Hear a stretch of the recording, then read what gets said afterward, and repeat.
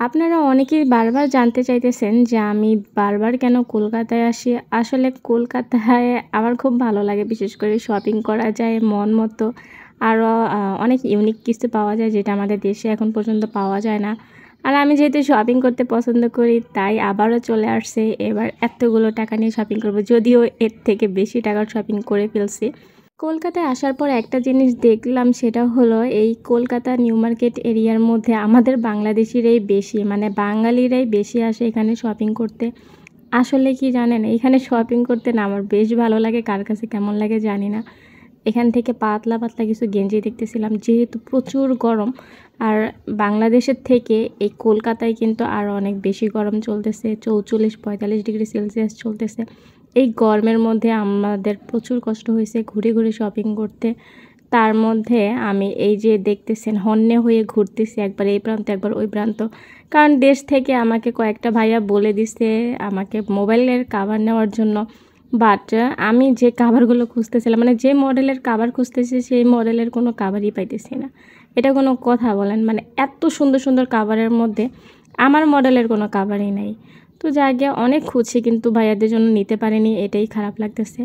তারপর মেহেকের জন্য বেশ কিছু পাতলা পাতলা গেঞ্জি নিচ্ছি, কারণ বাংলাদেশে প্রচুর গরম, এখানেও গরম, কলকাতাতেও গরম। এর আগে যখন কলকাতায় আসছিলাম তখন মেহেককে সাথে করে নিয়ে আসছি, আর তখন মেহেক মানে খুব প্যারা দিচ্ছে, ও ঠিকমতো শপিংই করতে দেয়নি আমাকে। এর জন্য তখনই আমি নিয়ত করছিলাম যে আমি আরেকবার আসবো, তবে তখন মেহেককে রেখে আসবো।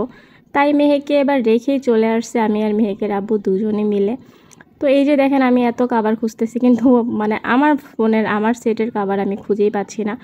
আর প্রচুর গরমে আমাদের সব থেকে বেশি খাওয়া হয়েছে সেটা হলো আইসক্রিম।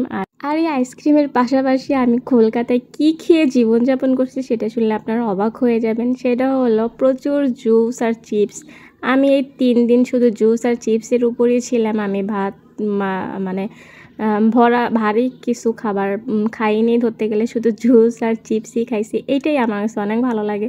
ওদের চিপসগুলো জুসগুলো আমার অনেক ভালো লাগে। ভাত তো বাড়িতে গেলেও খেতে পারবো, কিন্তু ওদের এই জুসগুলো তো আমি খেতে পারবো না। তো এই হলো দেখেন আমার শপিংয়ের অবস্থা। তো একটা ব্যাগ আগেই ভরে নিয়েছিলাম। এইগুলো আমি কয়েকটা জায়গা থেকে কেনাকাটা করছি, রাস্তা থেকে, ভিমার্ট থেকে, দেন মার্কেট থেকে। তো সবগুলোই আপনাদের সাথে শেয়ার করব কোত্থেকে কী কী কিনলাম। অনেক শাড়ি কিনছি। এবার নিয়ত করেই আসছিলাম যে আমি এবার প্রচুর শাড়ি কিনবো, কারণ গতবার আমি একটা শাড়িও নিতে পারিনি। কলকাতায় কিন্তু শাড়ি কালেকশনগুলো জাস্ট অসাধারণ কালেকশন। তো আমি জাস্ট 2টা 3 পিসই নিচ্ছি, কারণ এবার আমার 3 পিস কিনতে ইচ্ছে করতেছিল না, আমার শুধু ইচ্ছে করতেছিল শাড়িই কিনতে।